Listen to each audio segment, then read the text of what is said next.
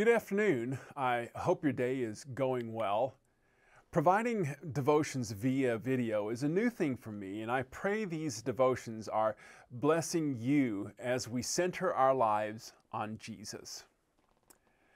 Memory is an amazing thing. It's one of those body functions science has yet to explain.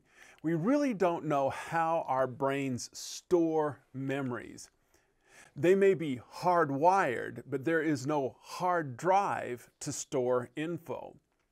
There are a lot of theories about how memory works, from synapses firing in a certain pattern to certain chemical releases in a bundle of neurons to combinations of electrical impulses within a web of neurons. But no one really knows how we recall a memory. It's just not known. But that memory is important is undeniable.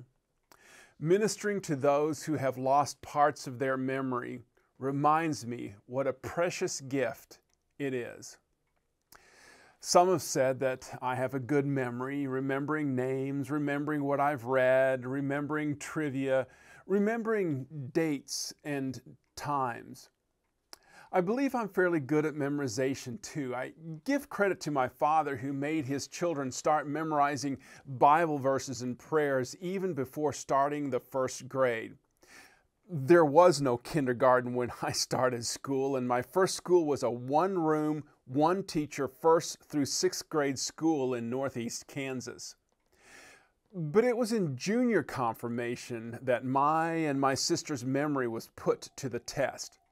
Each week we had memory work from one of the 6 chief parts of Luther's Small Catechism, plus the questions and answers, plus Bible verses. Doing that for 3 years makes parts of the catechism stick. So when I hear something read from Scripture that matches something I had to memorize in confirmation, I have a aha moment. This happened as I listened to the epistle lesson from a Sunday reading. This particular reading was from 1 Peter chapter 1. In this writing, Peter reminds believers of the great gift of salvation Christ earned and the great cost, his own life. Peter wrote, "For you know that it was not with perishable things such as silver or gold that you were redeemed from the empty way of life handed down to you from your forefathers, but it was with the precious blood of Christ, a lamb without blemish or defect." Anyone who has had to memorize Luther's explanation of the second article of the Apostle Creed would realize that Luther lifted some of his explanation from these words of St. Peter. Luther wrote, "I believe that Jesus Christ, true God, begotten of the Father from eternity, also true man, born of the Virgin Mary, is my Lord, who has redeemed me, a lost and condemned creature, purchased and won me from all sins, death, and the power of the devil, not with gold or silver, but with his holy precious blood and his innocent suffering and death, that I may be his own and live under him in his kingdom and serve him in everlasting righteousness, innocence, and blessedness, even as he lives and reigns to all eternity. This is most certainly true."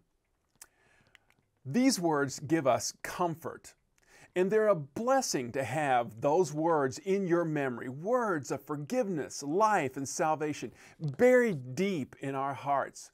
These words encapsulate the gospel promise and provide us assurance no matter what's going on in life.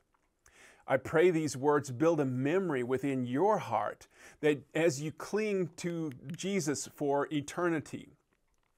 Jesus has purchased and won you, not with gold or silver, but with his holy, precious blood. May God's face be turned to you this day and every way. Oh, and if you haven't signed up for worship services this weekend or called the church office and you intend to worship in person at Maple and Tyler, please do so. A sign-up link to the Sign-Up Genius will be included in our social media. Thanks for watching. Good day.